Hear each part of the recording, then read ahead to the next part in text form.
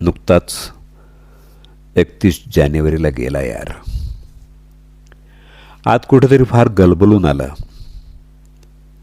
वैशाली जेव्हा पूर्वी मद्रास कॅफे होतं तेव्हा लिंगू वयाच्या 20शीत या हॉटेलमध्ये आला आणि त्यानंतर शेवटच्या श्वासापर्यंत तिथंच राहिला. 4 पिढ्यांची सगळी स्थित्यंतर त्यानं बघितली.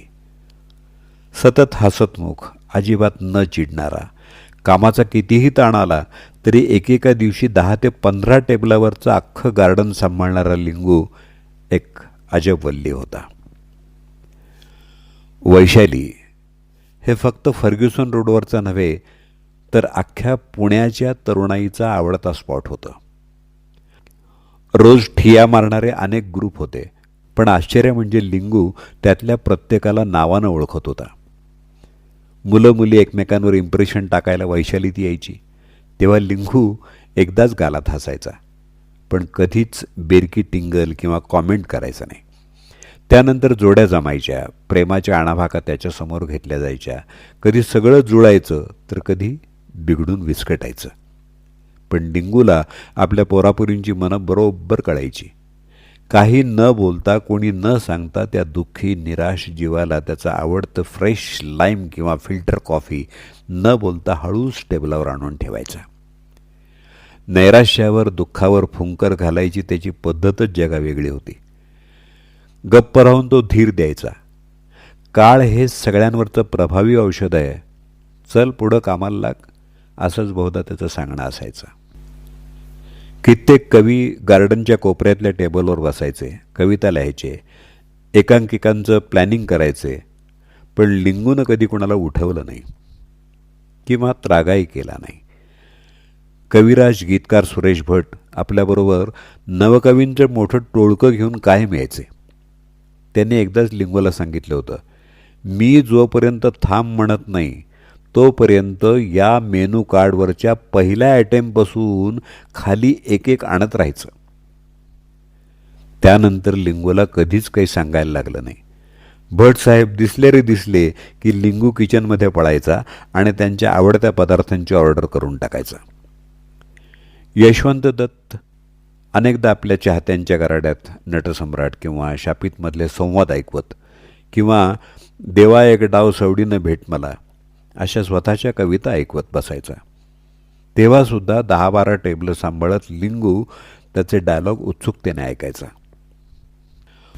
पुढं पोरापुरींची लग्न होत, आपल्याच प्रेयसीशी किंवा आणखी कोणाशी ते आपल्या कुटुंबातल्या सगळ्यांना वैशालीला घेऊन येत.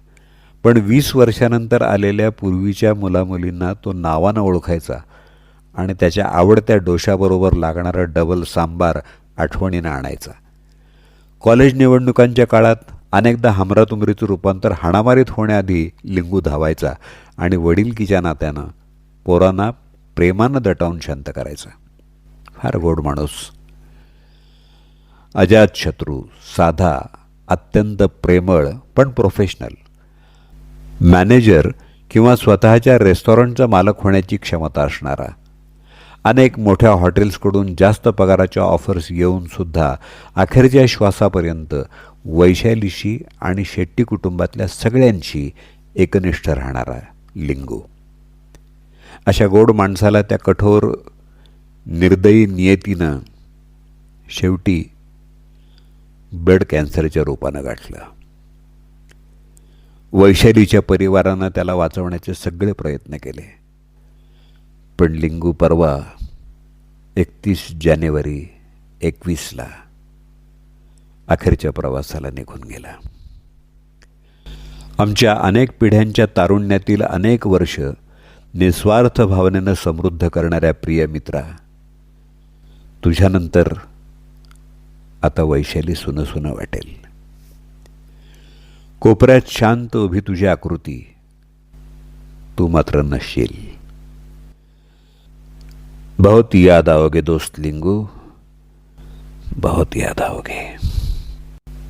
लिंगप्पा उर्फ लिंगू. या लेखाचे लेखक अज्ञात आहेत. वाचन दत्ता सरदेशमुख.